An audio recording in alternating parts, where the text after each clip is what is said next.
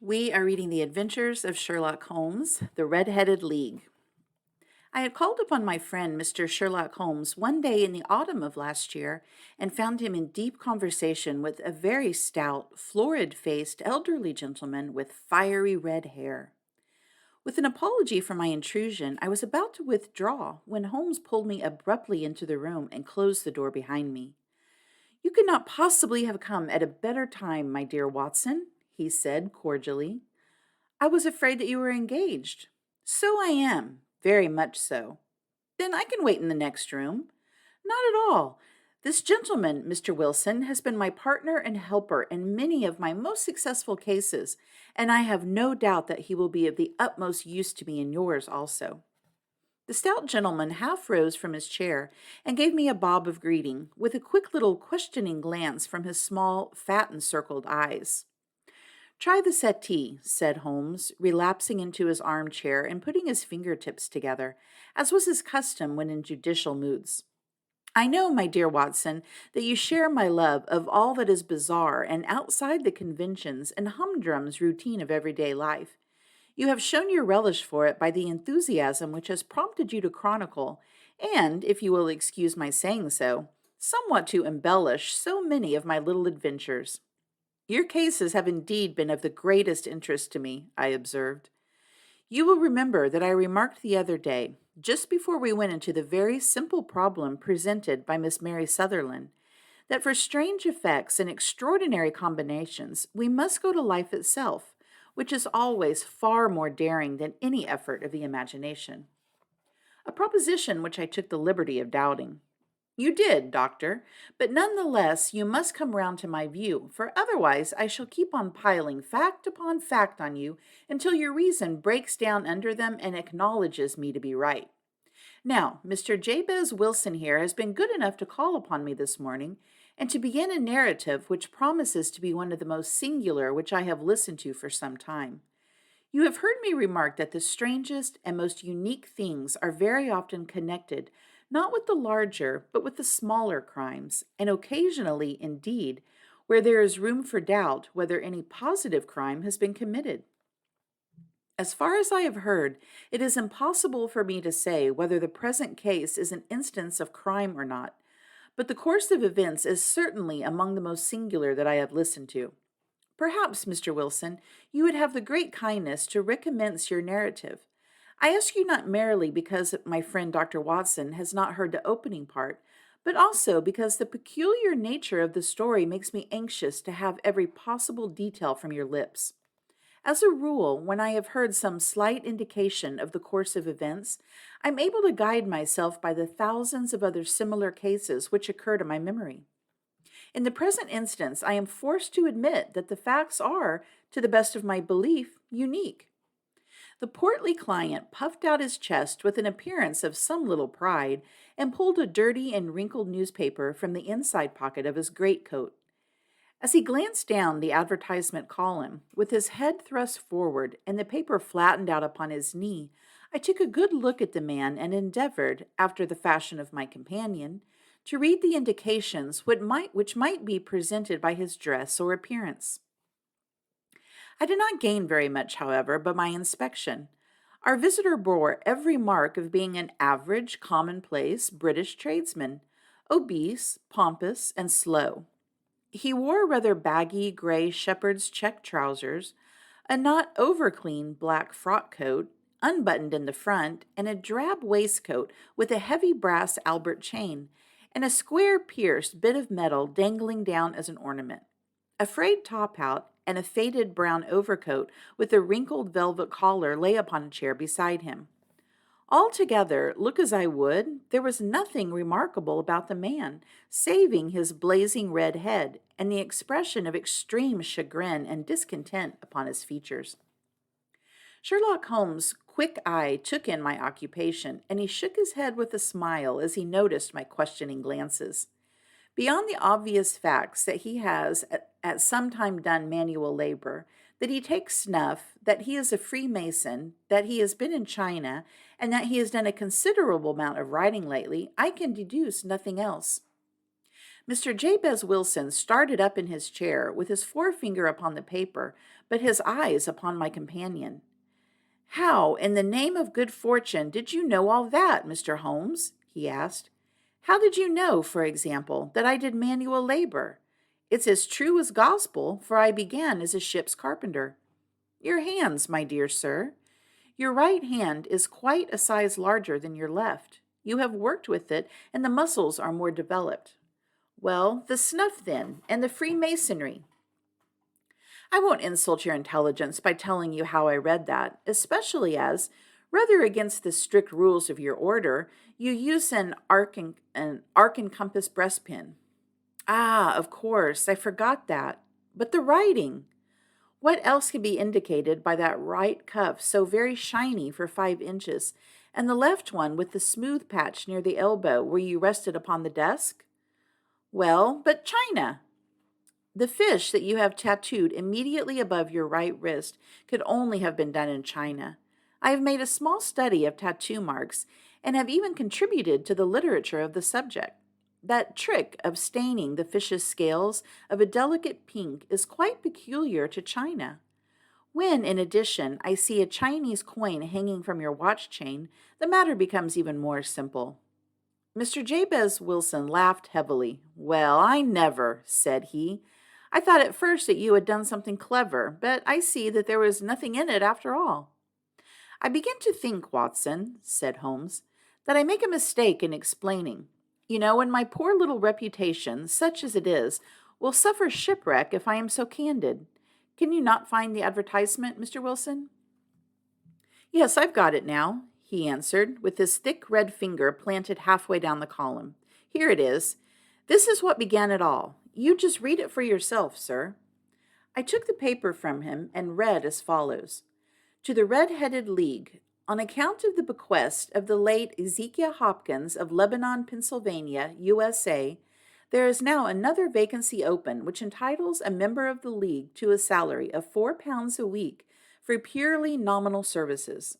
All red-headed men who are sound in body and mind and above the age of 21 years are eligible.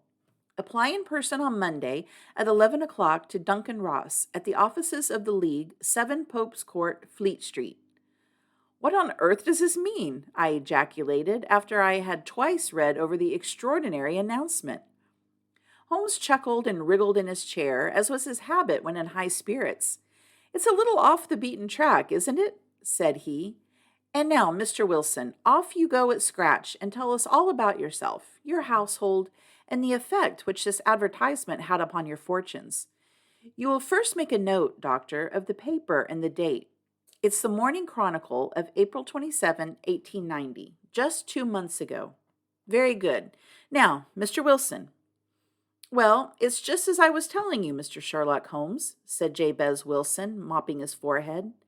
I have a small pawnbroker's business at Coburg Square, near the city. It's not a very large affair, and of late years it's not done more than just give me a living. I used to be able to keep 2 assistants, but now I only keep 1, and I would have a job to pay him, but that he's willing to come for half wages so as to learn the business. What's the name of this obliging youth? Asked Sherlock Holmes. His name is Vincent Spaulding, and he's not such a youth either. It's hard to say his age. I should not wish a smarter assistant, Mr. Holmes, and I know very well that he could better himself and earn twice what I'm able to give him. But, after all, if he's satisfied, why should I put ideas in his head? Why, indeed? You seem most fortunate in having an employee who comes under the full market price. It's not a common experience among employers in this age. I don't know that your assistant is not as remarkable as your advertisement. Oh, he has his faults, too, said Mr. Wilson. Never was such a fellow for photography, snapping away with a camera when he ought to be improving his mind, and then diving down into the cellar like a rabbit into its hole to develop his pictures. That's his main fault, but on the whole, he's a good worker. There's no vice in him. Is he still with you, I presume? Yes, sir. He has a girl of 14 who does a bit of simple cooking and keeps the place clean. And that's all I have in the house, for I'm a widower and never had any family. We live very quietly, sir, the 3 of us, and we keep a roof over our heads and pay our debts if we do nothing more. The first thing that put us out was that advertisement. Spaulding, he comes down to my office just this day, 8 weeks, and to this very paper in his hand, and says, "I wish to the Lord, Mr. Wilson, that I was a red-headed man." "Why that?" I asked. "Why," says he, "here's another vacancy on the League of the Red-Headed Men. It's worth quite a little fortune to any man who gets it, and I understand that there are more vacancies than there are men, so that the trustees are at their wits' end what to do with the money. If my hair would only change color, here's a nice little crib all ready for me to step into." "Why, what is it then?" I asked. "You see, Mr. Holmes, I'm a very stay-at-home man, and as my business came to me instead of my having to go to it, I was often weeks on end without putting my foot over the doormat. In that way, I didn't much know of what was going on outside, and I was always glad of a bit of news." "Have you never heard of the League of the Red-Headed Men?" he asked with his eyes open. "Never." "Why, I wonder at that, for you are eligible yourself for one of the vacancies." "And what are they worth?" I asked.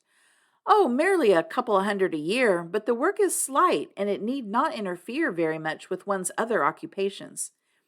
Well, you can easily think that that made me prick up my ears, for the business had not been over good for some years, and an extra couple of hundred would have been very handy. "Tell me all about it," said I. "Well," said he, showing me the advertisement, "you can see for yourself that the League has a vacancy, and there is the address where you should apply for particulars. As far as I can make out, the League was founded by an American millionaire, Ezekiel Hopkins, who was very peculiar in his ways. He was himself red-headed, and he had a great sympathy for all red-headed men. So when he died, it was found that he had left his enormous fortune in the hands of trustees, with instructions to apply the interest to the providing of easy berths to men whose hair is of that color. From all I hear, it is splendid pay and very little to do." "But," said I, "there would be millions of red-headed men who would apply."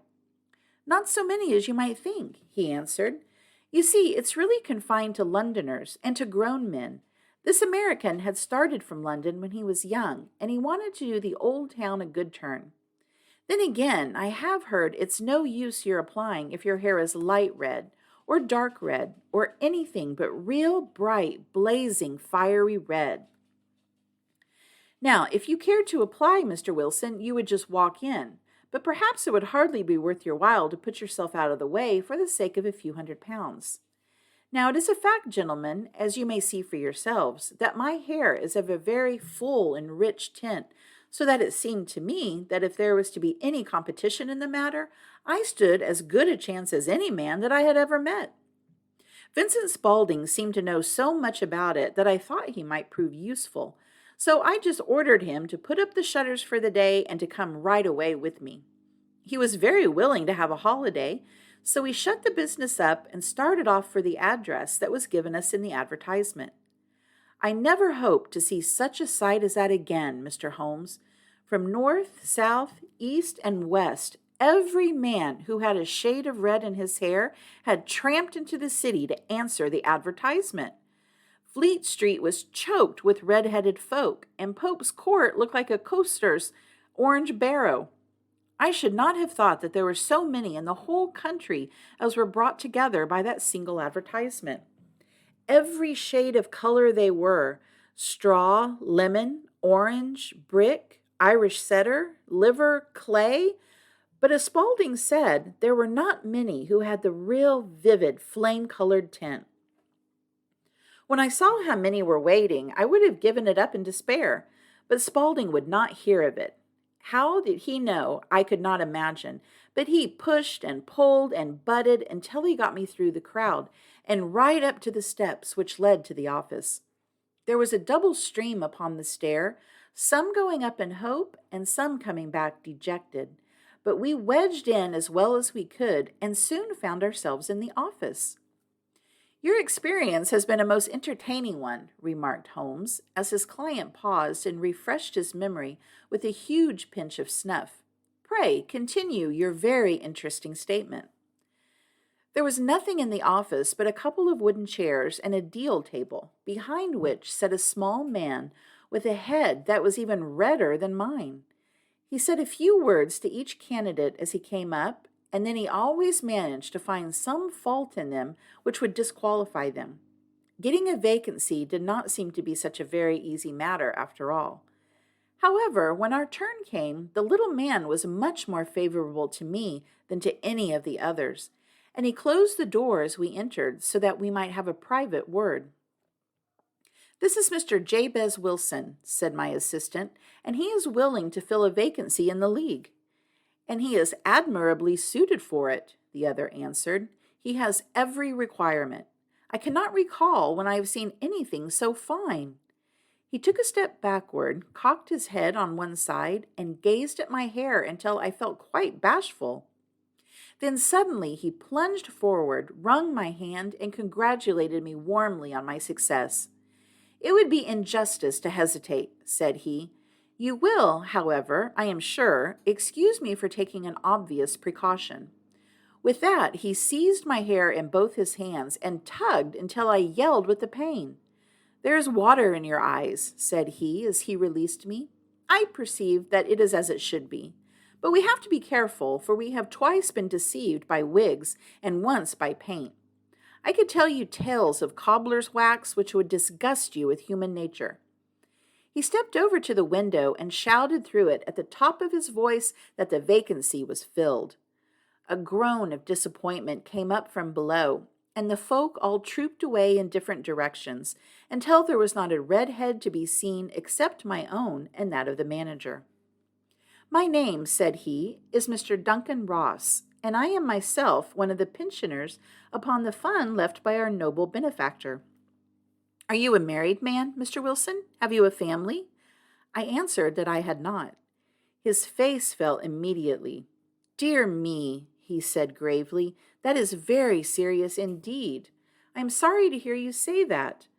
The fund was, of course, for the propagation and spread of the redheads as well as for their maintenance. It is exceedingly unfortunate that you should be a bachelor." My face lengthened at this, Mr. Holmes, for I thought that I was not to have the vacancy after all.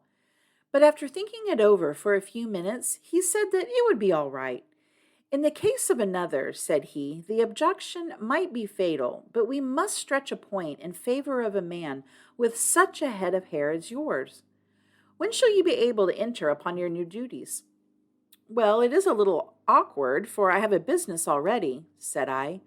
"Oh, never mind about that, Mr. Wilson," said Vincent Spaulding. "I should be able to look after that for you." "What would be the hours?" I asked. 10 to 2.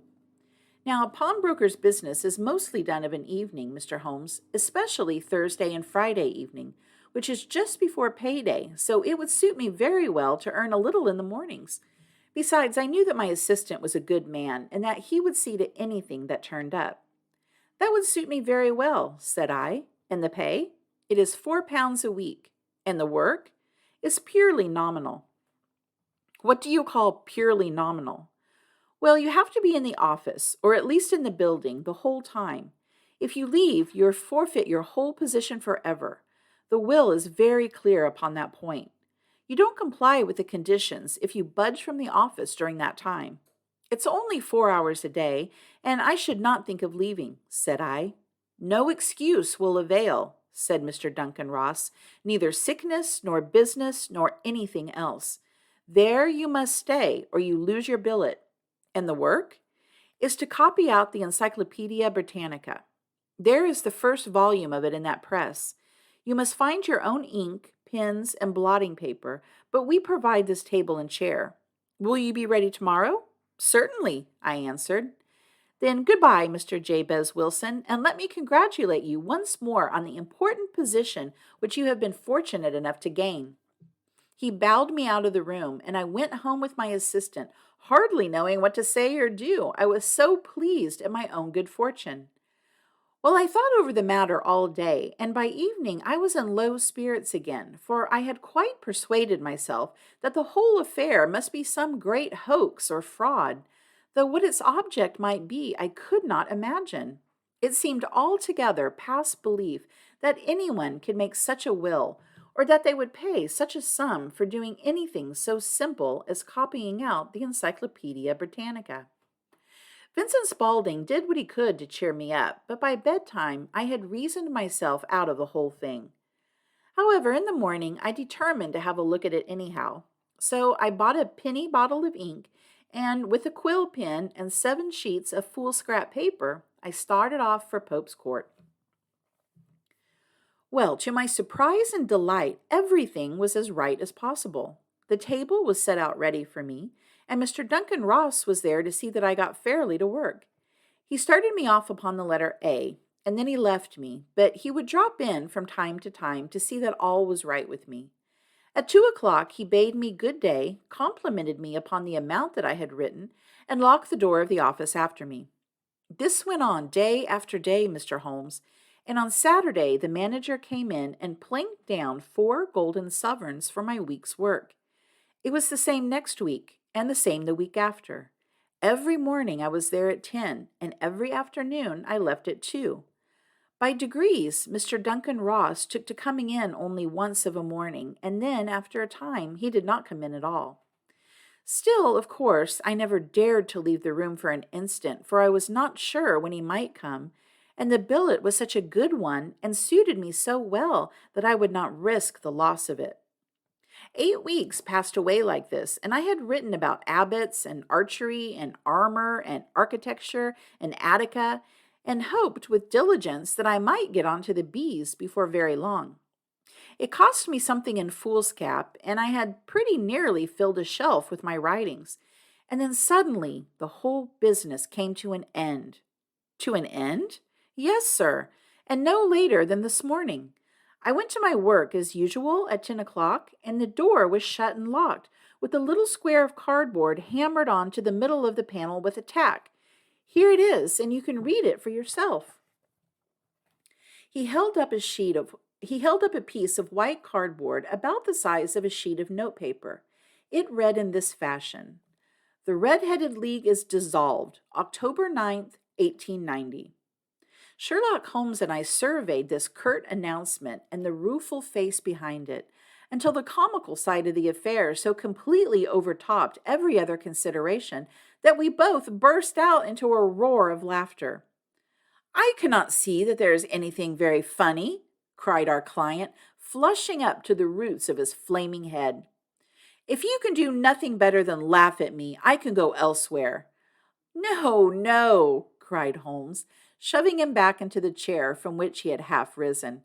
"I really wouldn't miss your case for the world. It is most refreshingly unusual. But there is, if you will excuse my saying so, something just a little funny about it. Pray, what steps did you take when you found the card upon the door?" "I was staggered, sir. I did not know what to do. Then I called at the offices round, but none of them seemed to know anything about it. Finally, I went to the landlord, who is an accountant living on the ground floor, and I asked him if he could tell me what had become of the Red-Headed League. He said that he had never heard of any such body. Then I asked him who Mr. Duncan Ross was. He answered that the name was new to him. "Well," said I, "the gentleman at number 4. "What, the red-headed man?" "Yes." "Oh," said he, "his name was William Morris. He was a solicitor and was using my room as a temporary convenience until his new premises were ready. He moved out yesterday." "Where could I find him?" "Oh, at his new offices. He did tell me the address. Yes, 17 King Edward Street, near St. Paul's. I started off, Mr. Holmes, but when I got to that address, it was a manufactory of artificial kneecaps, and no one in it had ever heard of either Mr. William Morris or Mr. Duncan Ross." "And what did you do then?" asked Holmes. "I went home to Saxe Coburg Square, and I took the advice of my assistant. But he could not help me in any way. He could only say that if I waited, I should hear by post. But that was not quite good enough, Mr. Holmes. I did not wish to lose such a place without a struggle. So, as I had heard that you were good enough to give advice to poor folk who were in need of it, I came right away to you." "And you did very wisely," said Mr. Holmes. "Your case is exceedingly remarkable, and I shall be happy to look into it. From what you have told me, I think that it is possible that graver issues hang from it than might at first appear. Grave enough, said Mr. Jabez Wilson. Why, I have lost 4 pounds a week. As far as you are personally concerned, remarked Holmes, I do not see that you have any grievance against this extraordinary league. On the contrary, you are, as I understand, richer by some 30 pounds, to say nothing of the minute knowledge which you have gained on every subject which comes under the letter A. You have lost nothing by them. No, sir, but I want to find out about them, and who they are, and what their object was in playing this prank, if it was a prank, upon me. It was a pretty expensive joke for them, for it cost them 32 pounds. We shall endeavor to clear up these points for you. And, first, 1 or 2 questions, Mr. Wilson. This assistant of yours, who first called your attention to the advertisement, how long had he been with you? About a month, then. How did he come? In answer to an advertisement. Was he the only applicant? No, I had a dozen. Why did you pick him? Because he was handy and would come cheap. At half wages, in fact? Yes. What is he like, this Vincent Spaulding? Small, stout built, very quick in his ways, no hair on his face, though he's not short of 30. He has a white splash of acid upon his forehead. Holmes sat up in his chair in considerable excitement. I thought as much, said he. Have you ever observed that his ears are pierced for earrings? Yes, sir. He told me that a gypsy had done it for him when he was a lad. Said Holmes, sinking back in deep thought. Is he still with you? Oh, yes, sir. I have only just left him. And has your business been attended to in your absence? Nothing to complain of, sir. There's never very much to do of a morning.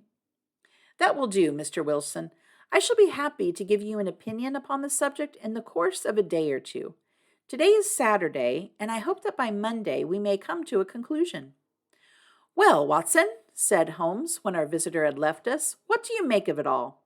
I make nothing of it, I answered frankly. It is a most mysterious business. As a rule, said Holmes, the more bizarre a thing is, the less mysterious it proves to be. It is your commonplace, featureless crimes which are really puzzling, just as a commonplace face is the most difficult to identify. But I must be prompt over this matter. What are you going to do then? I asked. To smoke, he answered. It is quite a 3-pipe problem, and I beg that you won't speak to me for 50 minutes. He curled himself up in his chair, with his thin knees drawn up to his hawk-like nose, and there he sat, with his eyes closed and his black clay pipe thrusting out like the bill of some strange bird. I had come to the conclusion that he had dropped asleep, and indeed was nodding myself, when he suddenly sprang out of his chair with the gesture of a man who has made up his mind, and put his pipe down upon the mantelpiece.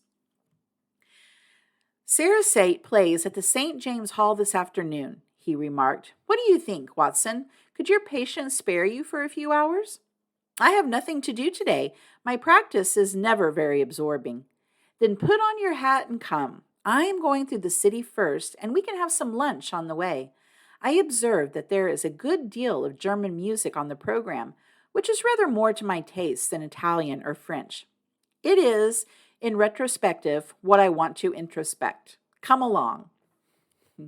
All right, that's the end of part 1. Join me soon for part 2, The Red-Headed League. Thanks, everyone. See you soon. Bye.